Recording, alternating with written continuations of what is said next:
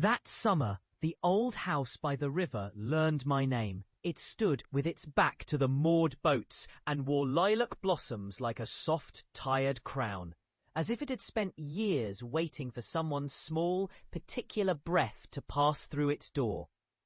I was 10, and the world inside those rooms moved with a patient, polite caution, like a clock that knew when to tick and when to hold its breath.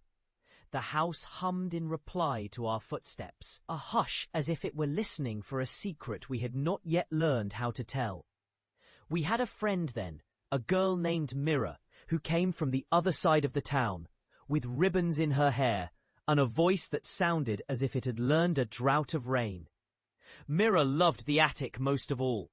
There was a narrow trapdoor up there, hidden behind a moth-eaten curtain, and a window set high in the wall that caught the river's memory. Or so the old folks said when they shrugged and passed a cup of tea from one palm to another. The attic smelled of attic things, dust and old coins, and the faint sweetness of moth wings, pressed into a velvet corner.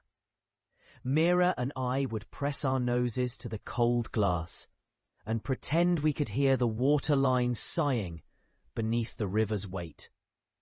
There was a ritual, a curious childish thing we did the morning the lilac plumes bloomed hardest in the garden.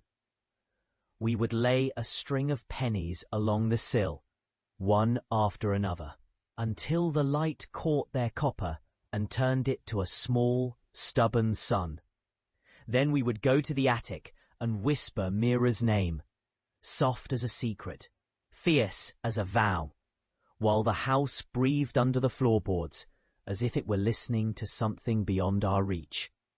It didn't matter if the pennies rolled away, or if Mira's name drifted on our lips and trailed off into the thick air of plaster and dust. The ritual wasn't about a response.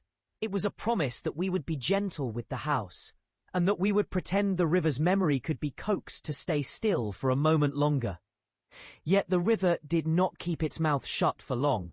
A storm came that summer, the kind that makes the window shiver and makes the old house tilt a tad on its foundation, so it feels as if it too is listening from a new angle. Mira and I stayed up late, counting the rain as if counting could somehow stop it from falling.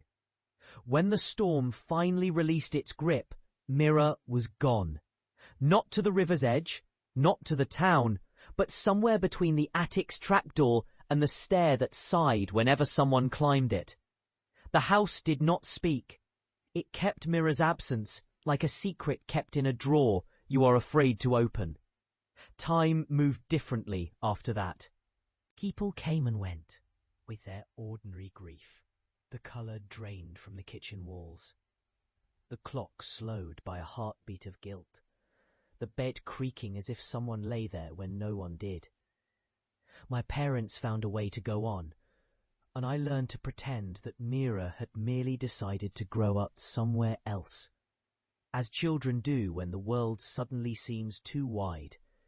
But the attic kept Mira's trace in the air, the scent of old lilacs, the tiny scratch of a coin from under the curtain, the way the light through that high window flickered with a stubborn patience, as if Mira herself might appear if we waited long enough. The house remembered Mira in the way houses remember the shoes of a child who once ran along its halls and never came back to ask for them. In the decades that followed, I left the river town for a city that wore its own weather, smog and bus stops, and doors that opened with a sigh rather than a welcome. The house stayed, of course, aging with a grace I did not think I possessed at 20, or even 30 or 40. It kept Mira's memory as a kind of prayer tucked into the plaster and the wood grain, a prayer you can feel the moment you lay your palm against a kitchen counter, or press your cheek against the cool glass of a window that looks out upon water you cannot swim through. Whenever I returned, the house welcomed me with its habitual, almost ceremonial calm, as if it had counted the days until my footsteps would again tread its floors and tell it who I am.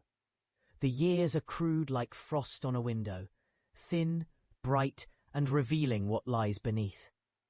I came to own the trunk of Mira's name in a way that felt less like memory and more like a duty. The old house could have slipped into neglect. Instead, it grew more patient, more certain of its own walls. I would walk through the rooms and hear the carpet sigh under my weight.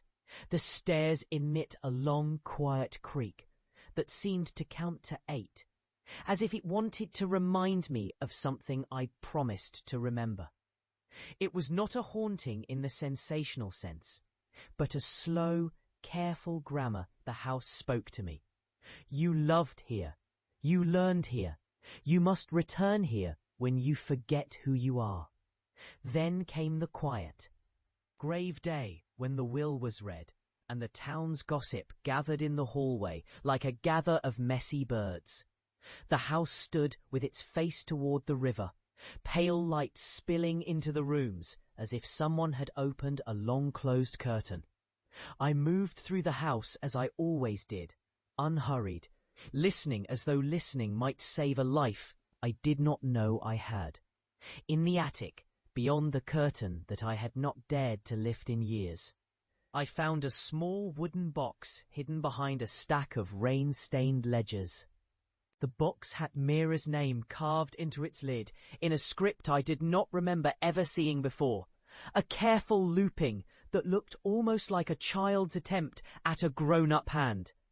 Inside the box were objects that did not belong to a child, but to a girl already grown in the memory of place. A narrow ribbon of pale lilac, a coin minted with the river's image, and a yellowed scrap of paper that bore Mira's handwriting. The note read not Mira's name alone, but a sentence I had spoken aloud in the attic once and believed forgotten. I will be here as long as the house keeps me.